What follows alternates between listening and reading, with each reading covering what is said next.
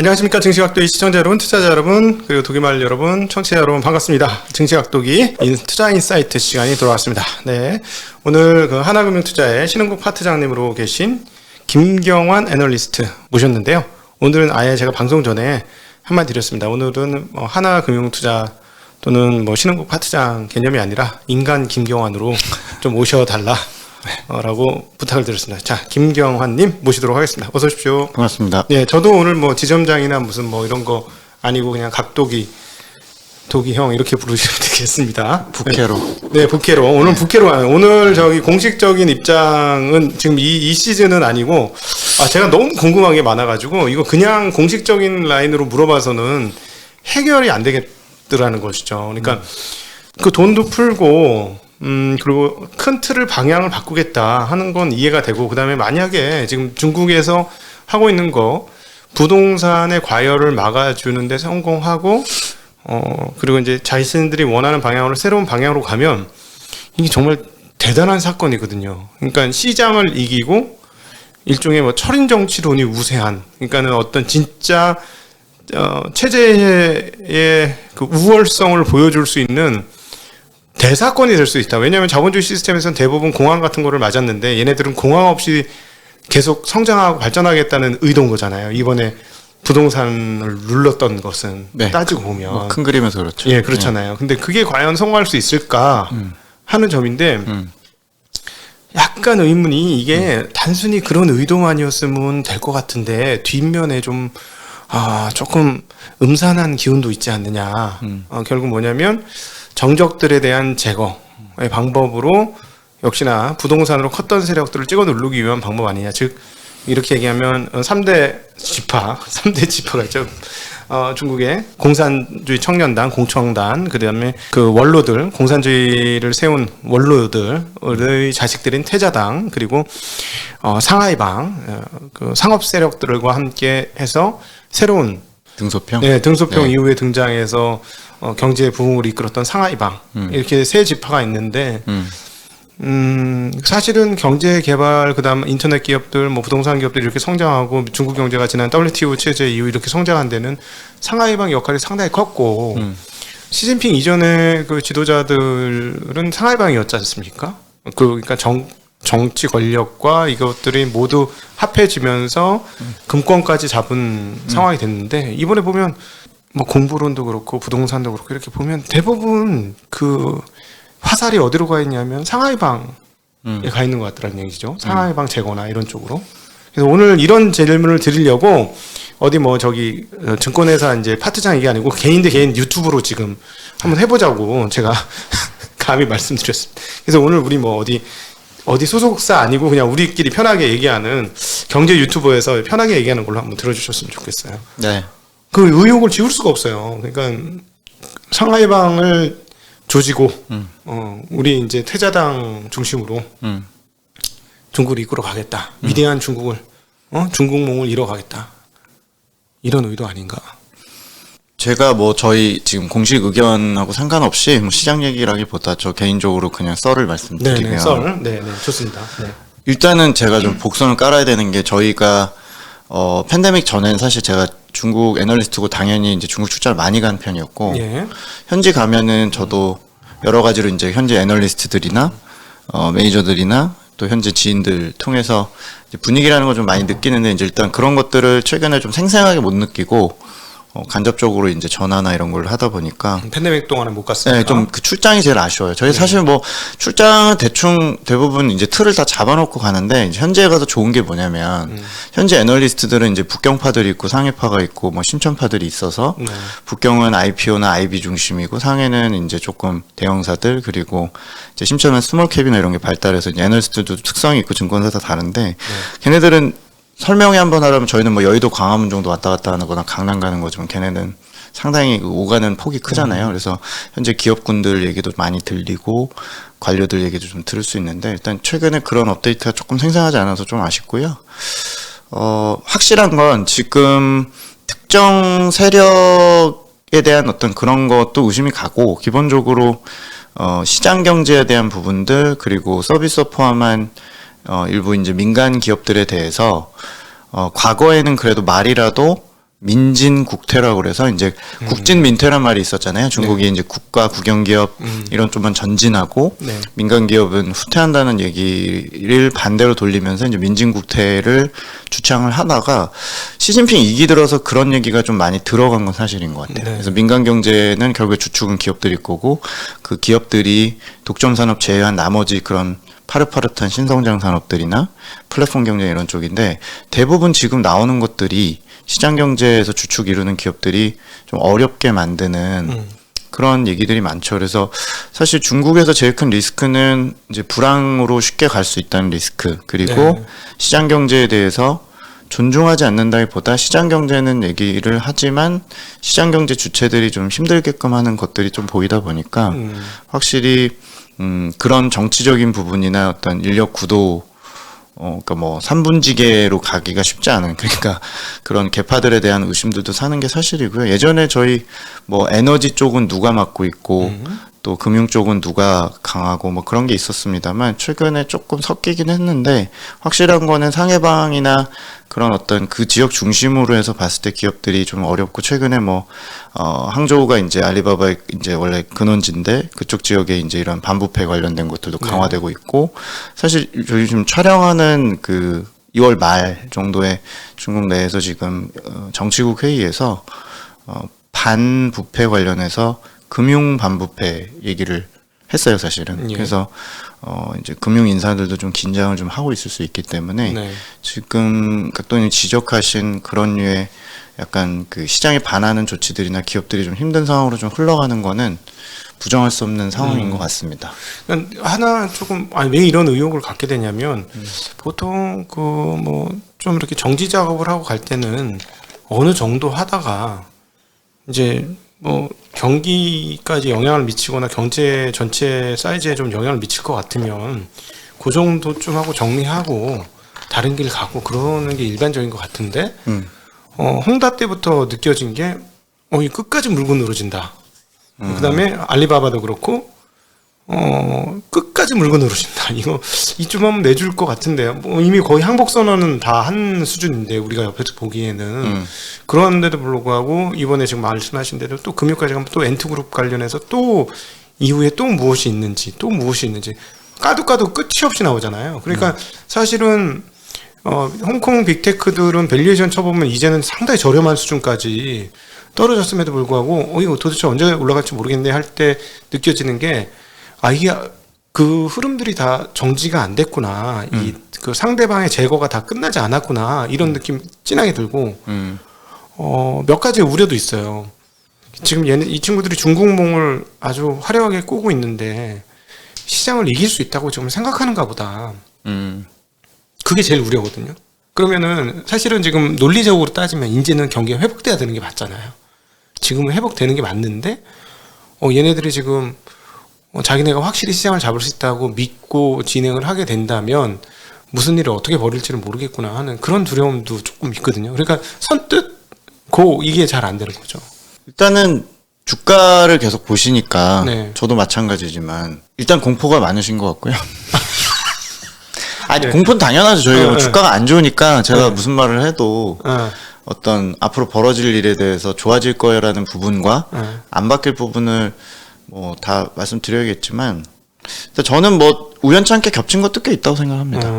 그러니까 지금 보시기에 따라서 제가 뭐 공식 의견과 그런 거랑 상관없이 기본적으로 제가 갖고 있는 생각은 팬데믹 이후에 중국 정부 스탠스 자체가 사실 오락가락하진 않았어요. 근데 지금 까도 계속 뭔가 규제가 얘기가 나오고 또 부동산 관련해서도 이제 악재들이 계속 누르고 있다 보니까 시장이 끝도 없이 이제 신저가를 깨는 한센테크나 이런 걸 보시면서 일말의 기대나 이런 것들도 좀 많이 좀 내려가시거나 또 다른 여러 가지 시나리오 좀 생각할 수 있는데 또 저는 개인적으로 부동산은 전 일관된 생각은 중국 정부 정책이 뭐 맞는 방향이고 아니라면 사실은 한 방에 무너질 수 있는 그 씨앗을 격을 심는 거라는 생각밖에 없습니다. 그래서 일단 부동산은 되든 안 되든 동아시아 국가들 중에서 안 그렇게 한번 해보려고 지금 몸부림을 치는 과정이라고 보고요.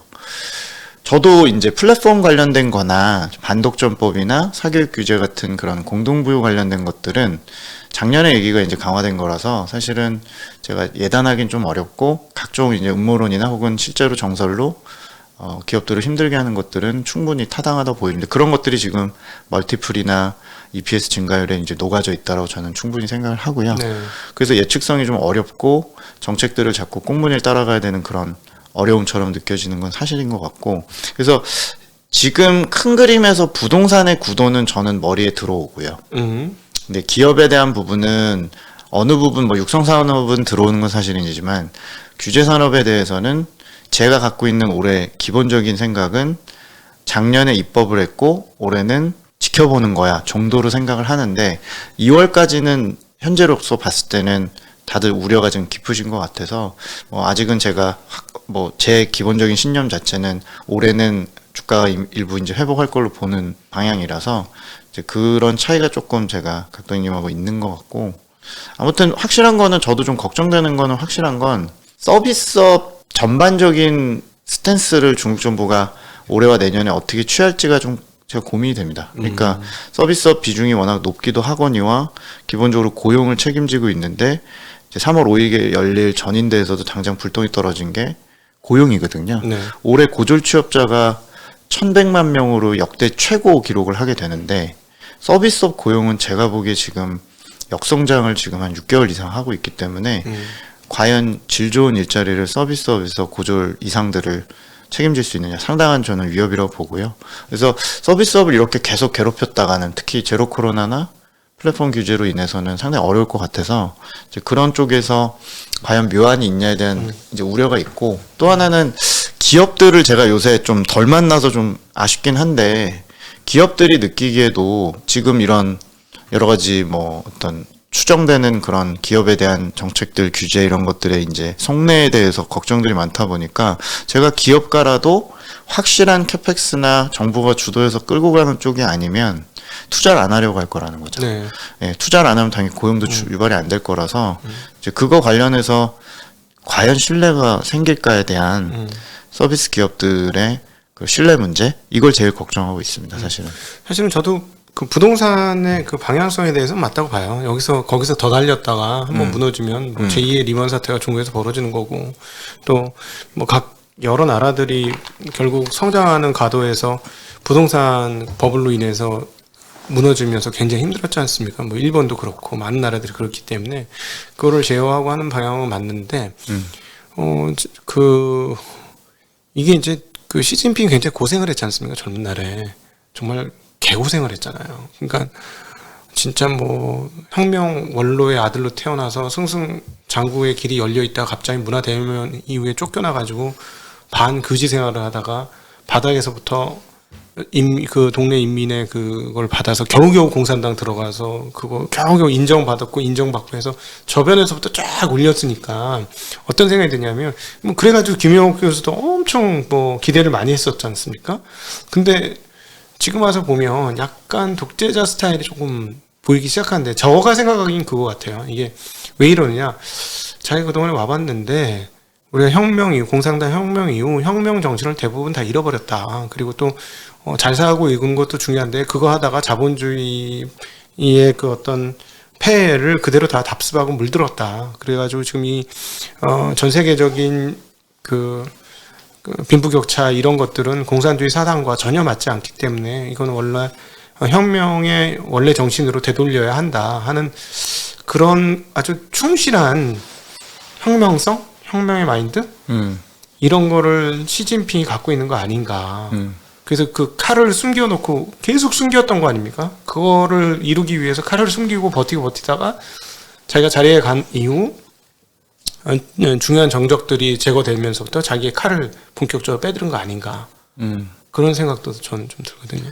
그러니까 저는 제가 옹호하는 건 아니고 제가 시진핑 1기 때도 그렇고 2기 때도 그렇고 일관되게 느끼는 것 중에 하나는 그런 레드 캐피탈리즘이나 아니면 공산주의 회기나 아니면 조금 마오쩌둥 시대 때 얘기나 그런 류의 색깔로는 사실 안 느껴지고요. 네. 그러니까 행동을 가서 그렇게 얘기를 하는 게 아니라 뭐 어떤 언론에 나와서 하는 얘기나 이런 걸 종합하면 그렇고 제가 보기에는 문제될 수 있는 건 권위주의 네. 그리고 본인이 뭐 독단적으로 음흠. 맞다고 생각하는 거에 대한 어떤 그 밀어붙임 같은 것들 네. 그거라서 저는 뭐 오히려 그 옛날로 회귀한다는 그런 느낌들은 맞는데 뚜렷하게 막 그런 어떤 공산주의로 완전히 돌아가야 되거나 네. 사회주의 본연의 어떤 그런 걸로 원론주의적으로 한다는 느낌까지는 아직 저는 그 정도 색깔은 안 드러났다고 보고 앞으로 이제 이렇게 하겠다 저렇게 하겠다는 미션이 너무 많아서 그 미션을 과연 다 수습을 할 수 있을까라는 걱정은 해요. 그러니까 네. 저는 그게 권위주의라고 보는 거고. 왜냐하면 대표적으로 중국에서 제일 중요하게 보셔야 되는 것 중에 조직 중에 영도소조라고 그래서 이제 리더 TFT 같은 게 있어요. 영도소조는 확실하게 이제 모든 분야별로 각각 이제 리더들 모임이 있는데 그 리더 소장, 조장을 맡고 있는 게 이제 누군지가 되게 중요해요. 과거에는 그게 분산돼 있었는데 지금 리더 중요한 그 조직은 다 시진핑 주석이 하고 있거든요. 그래서 저는 이제 그거부터 보면은 뭐 욕심이 많을 수도 있고 혹은 본인이 이제 직접 하려는 적극성일 수도 있는데 이제 그게 결국에는 어떤 이제 생각에 따라서 이제 다수 체제에서 상무위원들은 어차피 그 중남해라는 데 다 같이 이제 살고 있지만 기본적으로 7명이 무의미해지는 일대 나머지 이제 비시진핑 이런 인력으로 이제 나눠지는 거니까 좀 그런 데서 올 수 있는 실수나 혹은 그 본인이 혼자 다 이제 그 조장을 맡으면서 분야별로 거대한 어떤 아젠다를 제시하면서 그게 이제 헷갈릴 수 있거든요. 예.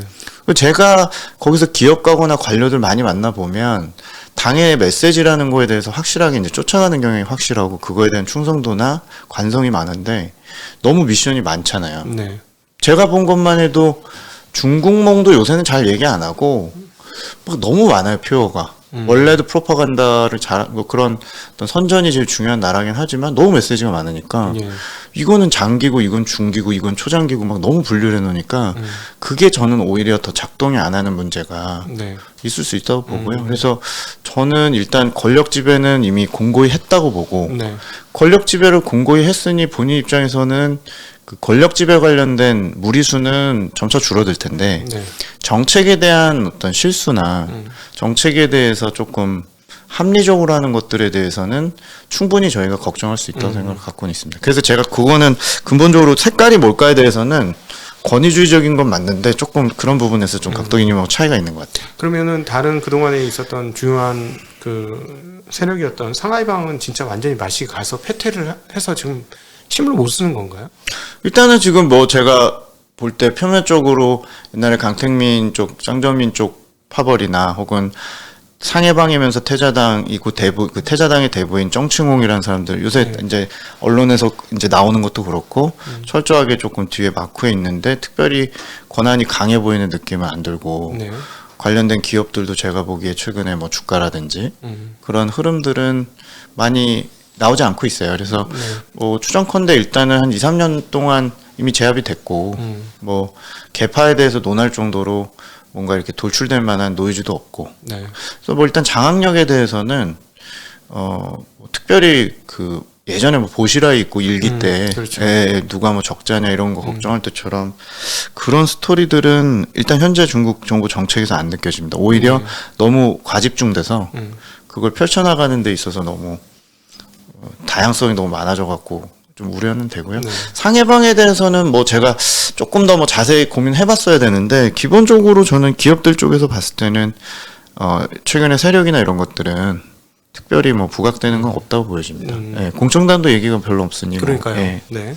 그 보통 이제 이렇게 그 한 사람이 집중적으로 권력을 갖게 되면 그때부터가 그 잡을 때까지는 저는 문제가 아닌데 잡고 나서 시간이 지난 다음에 항상 문제가 되는 것 같아요. 최근에 러시아만 봐도 일부러 좀 그런 부분이 있는 것 같은데 이제 그 예를 들어 그 밑단의 그 공무원 조직 쉽게 우리나라 말로 하면 공무원 조직이 딱 틀을 갖춰지게 되면 모두가 예스맨이 될 것 같거든요. 그럼 그때부터가 문제인 것 같아요.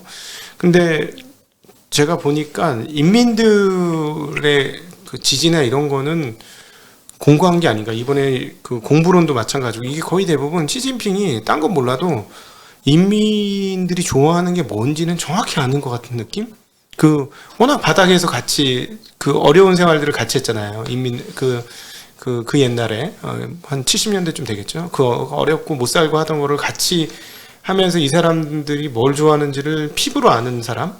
그래서 지금 공부론이나 이런 것도 그래서 밑바닥에서는 권력 싸움은 어떻게 되든지 간에 권력 싸움도 사실 거의 대부분 부패와의 전쟁이었고 겉으로 보기에는 그렇으니까 그 바닥에서의 민심이라든가 지지는 굉장히 강할 것 같은데 어떤가요? 뭐 일단은 뭐 저항은 심하지 않을 것 같고요. 어차피 지금 펼치는 것들을 보면은 다른 나라들 힘들었던 거나 양극화 문제에서 문제될 수 있는 거 저출산 문제 이런 것들 다 콕콕 집어서 하는 거고 그 성공 여부는 저희가 알 수 없는데 그렇죠. 앞으로 일단 제시하는 것들은 너무 많을 정도로 지금 제시를 하고 있으니까 네. 주가는 힘들더라도 뭐 현재 여론은 뭐 일단은 저렇게 하는구나 그러고 쫓아가는 분위기일 것 같고요. 네. 뭐 바닥에 미시면 저희도 뭐 알 수는 없는데 일단 제가 볼 때는 전체적으로 그런 어떤 대중적인 부분은 충분히 지금 고민한 것들이 계속 나오는 게 아닌가. 네. 네. 그래서 뭐 그거는 어차피 성공이 중요한 거고 네.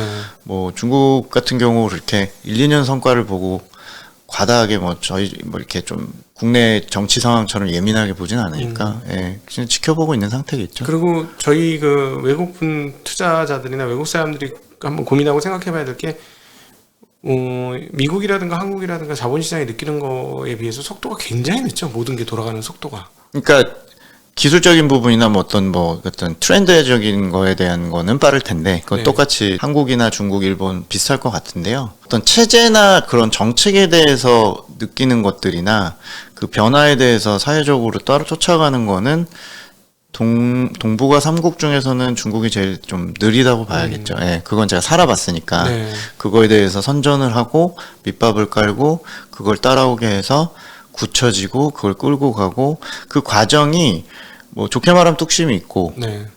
좀 나쁘게 말하면 조금 더딘 경향도 있죠. 예. 근데 확실히 뭐 그런 쪽에서 중국 정부가 일단 선전이나 이런 거는 기본적으로 뭐 목숨을 거니까 네. 그런 쪽에서 조금 동의를 얻고 가야 되니까 이제 그런 것들은 계속 하고 있는 상태죠. 네, 그러니까 그 제가 아주 재미나게 들었던 중국에 거주하고 계신 분들한테 재미나게 들었던 얘기는 중국 사람들에게 한국에서 있는 단어가 없는 게 하나 있는데 첫인상이라는 단어가 없다 그러더라고요. 그래서 너무 신기해가지고 아 그런가 했는데 우리나라 사람들은 탁 보는 순간 30초에서 한 3분 안에 결정을 내리는 경우도 많지 않습니까? 사람을 보면. 근데 그런 거를 계속 설명해 줬더니 못 알아듣다가 아 그런 거라면 우리 한 1년 정도 이렇게 얘기를 했다는 거예요. 첫인상을 결정하는 시간 1년, 1년, 2년 뭐 이런 정도의 시간. 진짜 그런 문화가 강한가요? 제가 보기에는 뭐 그런 면에서는 약간 좀 진지하거나 네. 친구를 사귀면 좀 그런 면에서는 좀 깊게 보는 것 같긴 합니다. 네. 뭐 저희가 그렇게 깊게 안 본다는 게 아니라 기본적으로 그쪽 성향이 조금 더 의심도 많고 네. 제가 40, 50대들 많이 만났으니까 40, 50대나 60대 뭐 뵀던 분들 좀 이렇게 약간 이제 저희 앞세대 중국 분들은 확실히 그 한번 친해지면은 굉장한 오랫동안 그 의리가 가고 네. 근데 이제 그 친해지기 전까지는 확실히 의심이나 좀 대면대면한 것들도 좀 있는 것 같고요. 그래서 한번 친해지면 좀 오래 가죠. 그러니까 그래서 건실한 게 중요한 거지 않습니까? 네네네. 그 신뢰를 한번 얻으면 네. 저희 아버지도 중국에서 이제 오래 계셨지만 사업하시면서 알게 된 관료들이나 공산당 분들 이렇게 지인들 보면은 관계가 꽤 오래 가십니다. 한 30년 넘게. 네. 네, 굉장히 좋게 가고요. 그래서 일단은 친해지는데 과정 자체는 장벽이 좀 높은데 친해지면 확실히 이제 그런 쪽에서 지인 관계들이 조금 한국보다 좀 더 깊은 거라는 느낌은 좀 받습니다. 네. 그게 그 일종의 이런 겁니까? 그러니까 보증을 하는데 내가 얘를 보증을 해줘야 되는데 뭘 믿고 보증을 해줘? 그래서 충분히 오랫동안 검증을 거쳐서 되면 내가 이제 다른 사람한테도 소개시켜줄 수 있는 그래서 얘는 내가 보증할게 하는 보증자가 되기 때문에 그래서 권시가 중요해지는 그런 과정인가 보죠. 뭐 그런 것도 있을 수 있고요. 그리고 이제 아시겠지만 7, 80년대 겪으신 분들은 서로 좀 감시도 하고 의심도 하고 가족이 또 핵가족 구조인 경우도 많고 예. 본인들이 어떻게 보면 한국이 더 유교적이고 네. 본인들이 중간 단계가 좀 이렇게 잘린 부분이 있잖아요. 네. 그래서 이제 어르신들은 옛 정이나 이런 것도 있으시지만 기본적으로 이제 체제 안에서는 조심스러웠던 부분들이 이제 친해질수록 시간이 갈수록 신뢰가 생기면 많이 열리다 보니까 한국인들보다 처음 대비 이제 친해졌을 때 그 느끼는 어떤 베이스 효과가 더 크다고 봐야겠죠. 네. 제가 경험엔 그렇습니다. 네. 겪으신 이렇게 만나본 중국 분들은 네. 그래서 왜냐하면 문화가 다르기 때문에 그 소위 말하는 투자에 대한 접근 방향성도 조금씩 달라야 되고 생각보다 좀 느리게 해야 되는 거 아닌가 하는 생각도 굉장히 많이 들어요. 너무 한국처럼 조급하게 할 필요가 없다. 이건 느릿느릿하고 시간을 충분히 두고 해야 되지 않을까 하는 생각이 많이 들어서 그런 질문을 한번 드려봤습니다. 네, 그 부분 동의합니다. 무조건 뭐 한 종목 장기 투자 이런 개념보다 걔네 그 정책들 철학이나 이런 것들을 조금 긴 그림에서 계속 팔로우업을 하고 네. 쫓아가면서 보면은 걔네 스타일은 그런 거다. 네, 네. 그건 맞는 것 같아요. 네, 네.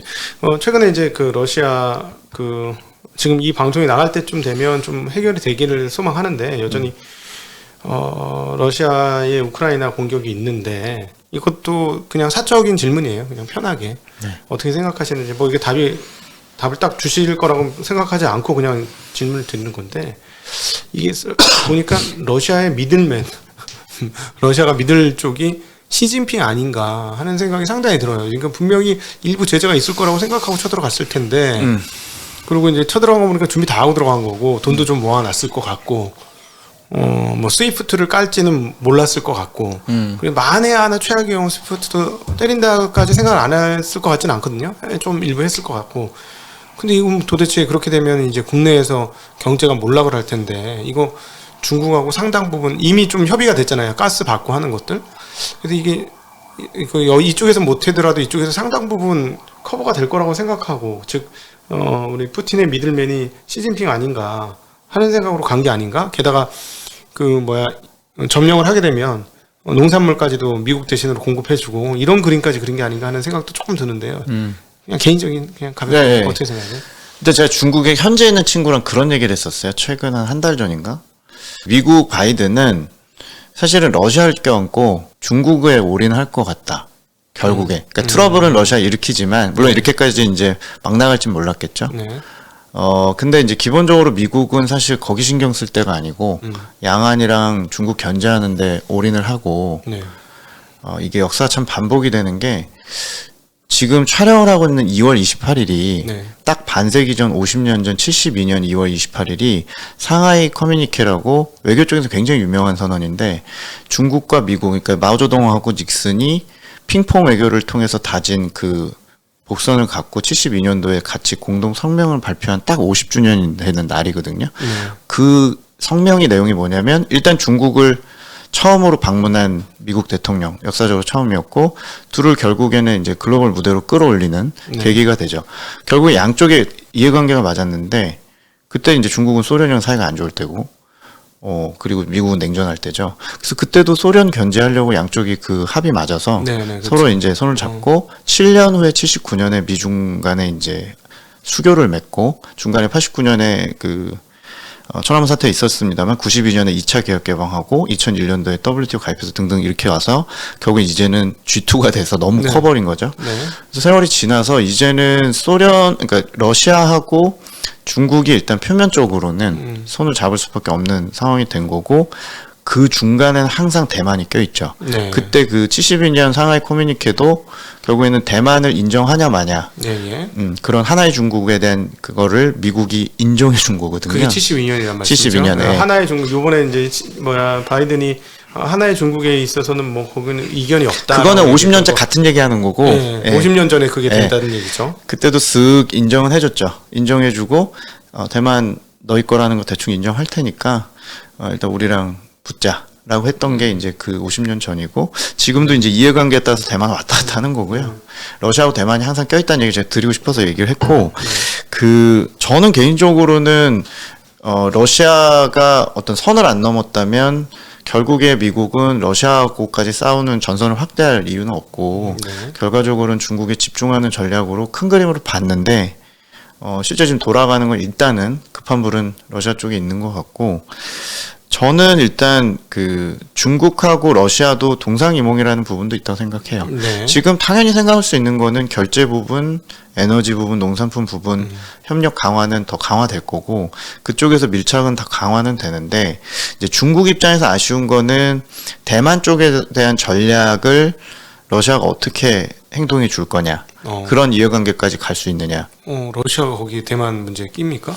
그러니까 낀다기보다, 그러니까 러시아도 결국에 지금 베트남하고 남중국해 이슈도 있고, 이 러시아도 좀 얄미운 건 뭐냐면 중국 입장에서 얄미울 수 있는 거는 대만 관련해서는 확실하게 뭔가 도와주겠다. 그러니까 뭐 침략을 돕겠다 이런 게 아니고 네, 기본적으로 인정해주고 내가 힘을 실어줘서 미국과 대만이 붙는 거에 대해서 조금 견제를 할 수 있는 그런 거에 대해서 명확하게 밝힌 적은 제 기억에는 없습니다. 그래서 중국 입장에서 그런 이제 부분이 앞으로 아쉬울 거고 중국 입장에서는 일단 올해 3년임 먼저 그분께서 하려고 하는 게 먼저일 거고 차잉잉원이 24년 1월이 이제 대만 대선이거든요. 예.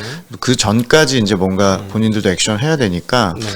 아마 올해는 러시아 관련해서 대만이 주는 시사점은 중국 입장에서는 일단 올해는 홀드고 내년 정도부터는 이제 스탠스가 드러나겠죠. 네. 본격적으로 민진당 쪽을 좀 이간질해서 그쪽 대만 여당 야당 작업을 할지 양안 관계를 어떻게 이제 풀어갈지를 아마 내년에 스탠스를 좀 보여줄 것 같고 확실한 거는 중국도 지금 보면 위안화도 강세고 득을 좀 보는 것 같지만 실질적으로는 중립이고요. 내년쯤에 이제 본인들이 대만 관련해서 좀 이제 스탠스를 잡고 차잉원 이후에 또 지금 현재 집권 여당이 가는 거에 대해서 부담이 있기 때문에 최대한 그거를 견제하려고 할 거고 미국은 뭐 당연히 내년까지도 테크 쪽이나 이런 쪽에 대만 힘을 실어주면서 이 중량감이 우크라이나랑 다르잖아요. 미국 그렇죠. 입장에서. 그래서 공급망 수직 계열화에서도 한 주축이 너무 중요한 주축이 돼버렸고 근데 제가 여기 오기 전에 그 중국 쪽 자료를 보니까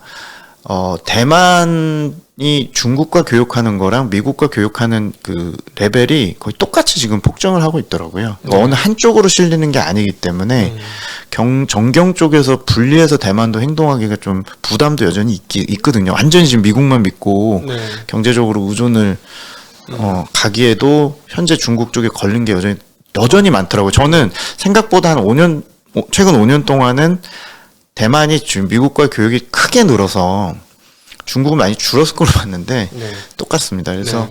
그런 쪽에 이제 이해관계는 내년에 좀 폭발적으로 양쪽의 캐펙스 증가하고 양쪽이 서로 이제 그 어떤 정치 스케줄 이제 중국이 먼저 끝나니까 3년임이 그거 관련해서 이제 세팅해 놓고 내년 하반기 정도가 대만 대선 전에 상당히 좀 예민한 시기로 흘러갈 것 같고 중국은 어쨌건 간에 지금 러시아가 좀 선을 넘은 거에 대해서는 네. 상당히 난감할 거로 생각을 합니다. 그러니까 네. 지금 처음에는 네. 괜찮다고 얘기해줬는데 여기 키예프까지 가고 이제 민간인 사망자 뻥뻥 터지기 시작하면 그거 해줬다가는 같이 송두리째 같이 그 푸틴하고 더불어 시진핑 독재자 인식이 돼버리면 굉장히 입지가 곤란해질 것 같거든요. 뭐 단기적으로는 어쨌건 스위프트 배제돼서 그게 뭐 어쨌건 결국에 배제가 안 되더라도 신뢰를 잃는 거니까 중국 위안화 결제 비중이나 이런 것들은 무시 못할 수준으로 늘어날 수 있고요. 러시아와 네, 러시아와. 네. 네, 러시아가 이제 대중 무역이 16%로 1위니까 네, 최근 6년간 6배 늘었어요. 네. 그 결제 비중도. 네, 앞으로 계속 늘겠죠. 그래서 네.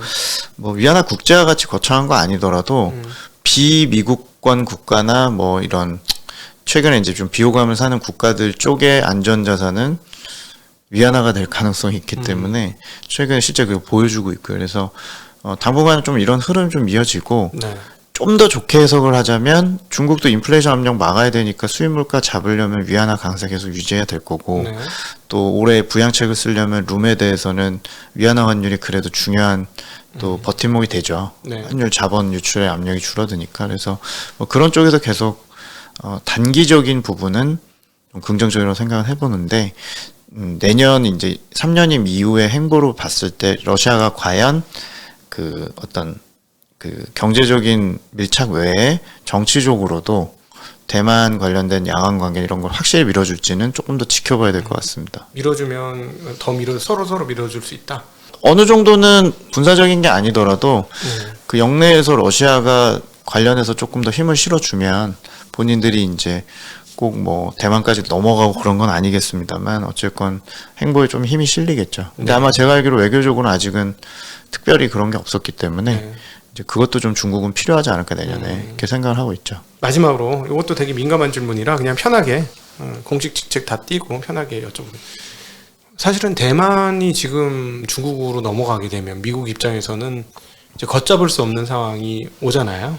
사실 첨단 기술 싸움이고 이미 생산성이라든가 제조업 쪽 완전히 갖고 기술과 문화 패권이 이제 미국에 있는 건데 여기서 생산 패권의 가장 높은 단계인 기술 패권을 가지고 가면 즉 반도체 공정을 가지고 가면 이건 이제 걷잡을 수 없는 상황이 미국에서 와서 대만을 쉽게 놓을 것 같지 않은데 지금까지 행동하는 거 보면 마치 그 우크라이나 대하듯이 되게 중요한 나라임에도 불구하고 미국이 우크라이나 대하듯이 대만 대하더라고요. 지난번에 보니까 조금 거리를 두고 그래 이건 중국 하나의 중국이지 이러고 풀지도 않고 근데 압박을 해서 못하게 하고 근데 실제적으로 내부적으로는 미국 그 대만을 중심으로 싸우고 있는 미국과 중국의 이 대결 구도는 우리가 생각하는 훨씬 심각한 상황인 거죠 지금. 네, 뭐 제가 보기에 마크에서 조금 다른 생각은 미국은 확실히 공을 많이 들이고 있다. 네. 대만에. 네. 네, 그 더 적극적. 겉으로는 어차피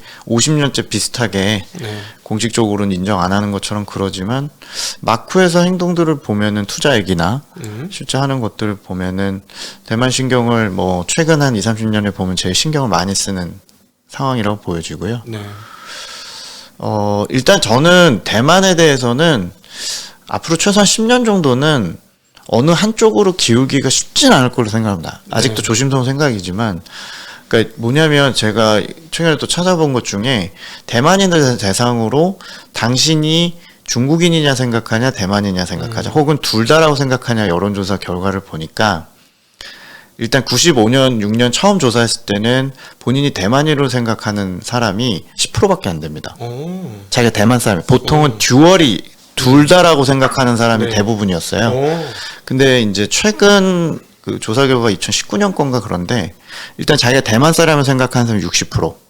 젊은 층은 더 높을 것 같고 점점 더 이제 네. 세월이 지나서 그 95년도에 그 10%로 대답한 대만인이 이제 60%라고 자기 아이덴티티를 확실히 대만이라고 생각하는 60%고 그 둘 다라고 생각하는 사람 비율은 크게 급락은 안 했고 네. 여전히 이제 50% 이상이 둘 다라고 생각하고 실제로 이제 최근에 조금 내려왔더라고요. 대만에 대한 생각과 중국이라는 생각이 다 동시에 있는데 대만의 그 자국민에 대한 부분이 원래 100% 생각하실 거라고 생각하지만 실제로는 중국이라고 생각했던 사람도 꽤 많았던 거고 네네. 경제적인 밀착도도 굉장히 20년 동안 높았기 때문에 이제 중간에서 이제 혼선이 있다 젊은 층들은 대만인이라고 확실히 생각한다는 거죠. 그래서 저는 대만 정도의 국가가 중량감이 본인들이 저렇게 이제 자국에 대한 어떤 그 독립성을 굉장히 강화된 상황이라면 그 저항까지 무릅쓰고 중국이 네. 어떤 물리적인 행사나 정신적으로 이렇게 들어가기가 쉽지 않다고 생각을 해요. 그래서 제 생각에는 일단은 그 중국 그 대만 내 여야 구도를 네. 친중 모드로 좀 바꿀 수 있는 옛날에 마잉지우 때나 네. 그 전 단계로 최대한 세팅할 수 있는 그러니까 홍콩을 작업하는데도 사실은 15년 이상 세팅을 했기 때문에 예. 대만의 저항도를 생각을 해보면 그 과정이 저는 10년 이상을 생각을 해요. 그래서 뭐 아쉽지만 저쪽 러시아 우크라이나 이슈하고는 좀 다른 이슈 같고 근데 대만 사람 느끼기에는 느낌이 다를 것 같아요.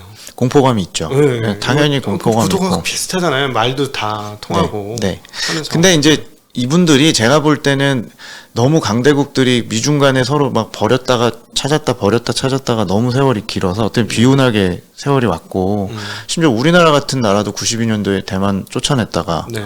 결국에 또다시 뭐 이렇게 너무 그런 게 많아서 전 좀 그건 단단하다고 봐요. 여러 가지를 제외를 해서 눈치도 빠르고 그래서 공포감은 있겠습니다만 저는 그런 것들은 좀 익숙하지 않나. 대만 사람들이 우리가 북한이랑 저렇게 대치하고 있는데도 저희 이렇게 안 민감하잖아요. 네네. 네, 그런 거랑 유사하게 보시면 될 것 같고 확실한 건 근데 이 대만을 놓고 내년 정도의 양안 관계가 확실히 리스크라면 그쪽에서 온다는 부분에서나 노이즈는 확실하죠. 이거는 뭐 없는 거 이건 뭐 부정할 수 없는데 그냥 저희는 계속 투자 관점에서 노기를 보면은 양쪽에서 이제 수직 계열화하는 쪽에서 계속 투자하는 쪽을 지켜볼 뿐이지 실제로 노이즈를 찾자면 양안 관계에서 찾을 수 있는 건 너무 많을 것 같습니다. 네. 예, 예. 네. 그래서 일단은 저희가 계속 뭐 그쪽에 대해서는 이제 대만도 조금 커버를 더 확대해서 현지를 좀 전달을 해드려야 될 필요성을 좀 느끼고요. 저도 요새 그때 시기 뭐 60년대, 70년대부터 해서 양안 관계 책들을 좀 많이 찾아보고 있는 게 예.